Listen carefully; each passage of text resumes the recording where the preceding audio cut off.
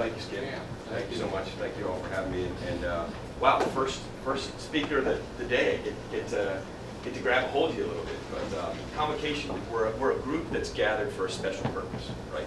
That's why you all are here, for a special purpose. And I'm honored to be part of it. I appreciate it. Thank you very much for the offer. Just a quick background. Grew up in New York County, about an hour north of New York City. My father was an attorney. He traveled into New York City every day, hour and a half on the train and back. He had train friends. These were people that my family never knew about. They were train friends. I don't know, it's a foreign concept to me. But went to the University of Richmond. Our mascot, some of you may know, is the most feared insect in the world, the spider. Right? Real scary insect. When you're on a football team, it doesn't really scare you. But met my wife there and traveled for 2 years, went to 80 colleges and universities in a 2-year span speaking to college kids. And if you think speaking here or quite frankly anywhere is tough, try getting a hold of a college kid who's just waking up at 5 p.m. You know, and you have something to say to them about academics and recruitment. And it was tough. But what I did say, the one thing that they all listened to was I was in a band in college. And in that band, we opened up for Kansas and Night Ranger. And they all, two bands that are pretty much washed up. So flash forward real quick. In my mind, I had the definition of success. I worked at Booz Allen. I worked at a few other places. I was at a company where I was running the office here locally.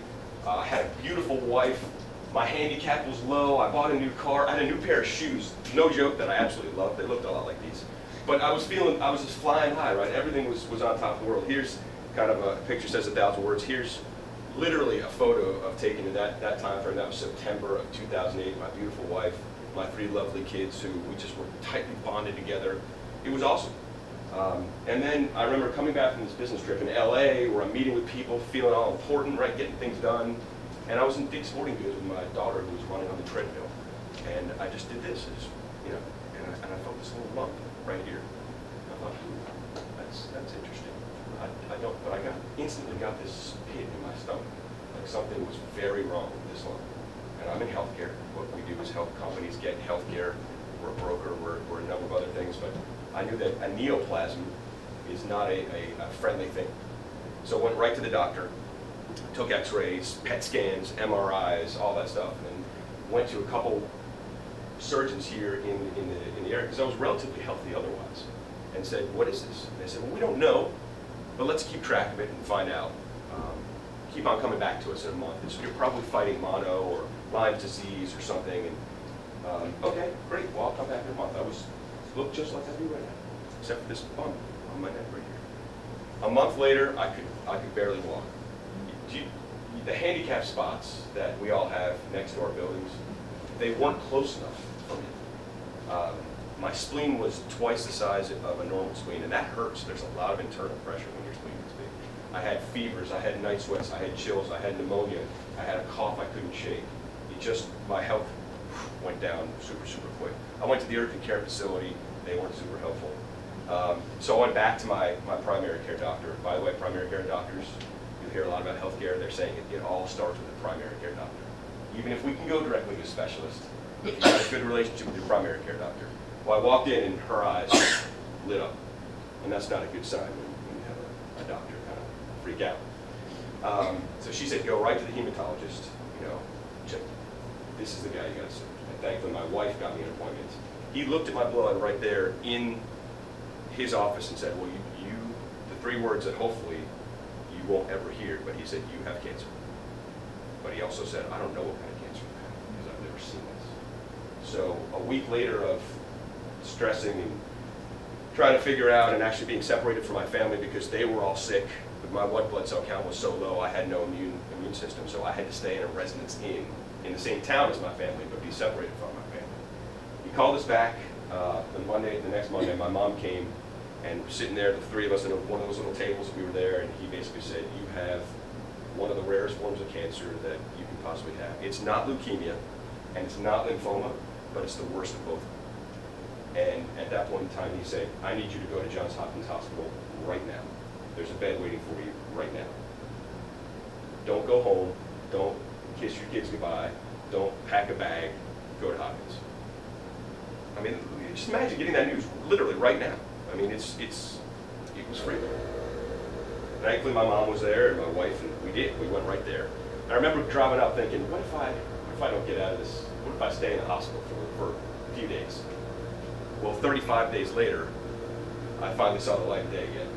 So they basically, one person at all of Johns Hopkins, which at the time was the #1 rated cancer hospital in the country, had seen this disease before. And it was a 75-year-old woman who passed away pretty quickly afterwards.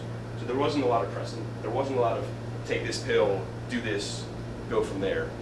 But what they said is, we're going to give you the harshest chemotherapy possible, and we're going to try to just kill everything out, which is what chemo does, right? It's not a smart drug, it just kills everything out. And then we're going to give you a bone marrow transplant, because we think that's the best way to go. Well, this was, after the first round, this was me, if you can see that, you know, lost 35 pounds, you know, skinny, and it got worse than this. This is actually a good picture. But this is basically how I lived out of the hospital in a not safe environment. I had to be covered up.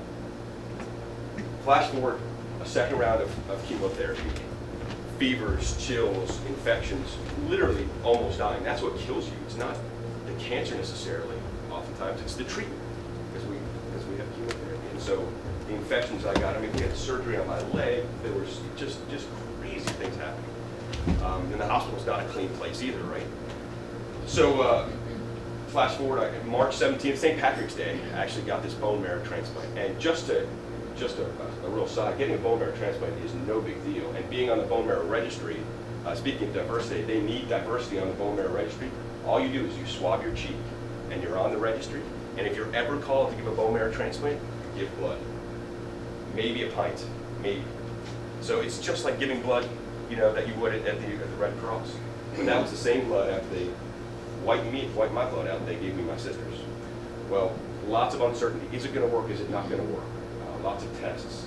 The first test I had back said, sorry, you still have cancer in your system. So can you imagine going through $1.5 million of treatments that almost kills you, and then them saying, sorry, it didn't work? So the analogy that my doctor gave me, which gave me a ray of hope, was think of fresh cut flowers. When someone hands you fresh cut flowers, they look like they're alive. They're still alive, and we put that little stuff in there that makes them alive for a little while longer. But they've been cut off from the root.